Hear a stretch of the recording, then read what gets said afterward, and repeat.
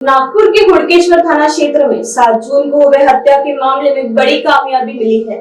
इस हत्याकांड का आरोपी राजू पवार घटना के बाद से फरार था। पुलिस ने लगातार खोजबीन करते हुए आखिरकार आरोपी को यवतमाल से गिरफ्तार कर लिया है। राजू पवार और मृतक सुनील पवार दोनों दोस्त थे और नागपुर के एक होटल में वेटर के तौर पर काम कर रहे थे।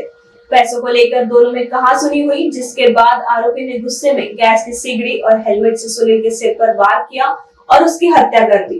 फिलहाल आरोपी को 18 जुलाई तक पुलिस रिमांड में भेजा गया है और पूछताछ जारी है।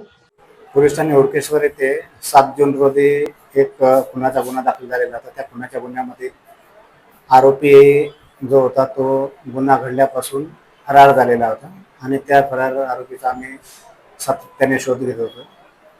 नागपूर शहरामध्ये आणि नागपूर शहराच्या बाहेर इतर जिल्ह्यामध्ये जाऊन सुद्धा आम्ही शोध घेत असताना यवतमाळ येथे सदर आरोपी हा काल आम्हाला मिळून आलेला आहे। यवतमाळ येथून आम्ही त्याला ताब्यात घेऊन सदर गुन्ह्यामध्ये अटक करण्यात आलेली आहे आणि सदर आरोपीचा हा 18 तारखेपर्यंत पोलीस कोठडी रिमांड प्राप्त झालेली आहे।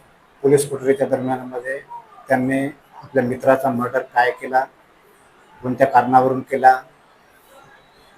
घटना घडल्यानंतर तो कुठे कुठे गेला याबाबत आम्ही अधिक चौकशी त्याच्याकडे करणार आहोत। मृतक आणि आरोपी हे दोघे मित्र होते आणि दोघे हॉटेलवर काम करत होते, वेटर म्हणून काम करत होते।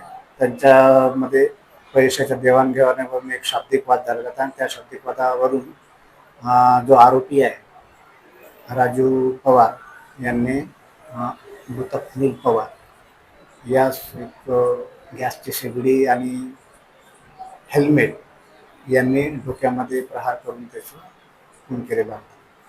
याच्या गुन्ह्याचा तपास PSI नकाते आणि आमचे DB पथकाचे head constable Sandeep, head constable आमचे गोपाल आणि विजय सिन्हा हे सातत्याने या आरोपीचा शोध घेत होता। तसेच चेतन वैद्य आणि दिनेश गाडेकर हे सुद्धा या आरोपीचा सातत्याने शोध घेत होता।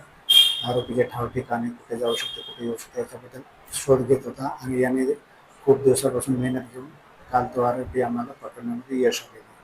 आरोपी आणि मृतक हे दोन्ही मूळचे यवतमाळ जिल्ह्यातले राहणारे आहे आणि ते इथं वेटरचे काम करण्यासाठी, हॉटेलमध्ये वेटरचे काम करण्यासाठी नागपुरात आलेले होते मागील 2 महिन्यापूर्वी। आरोपीचं वय 34 वर्ष आहे आणि मृतकाचं पण वय 34-35 वर्षाच्या दरम्यान।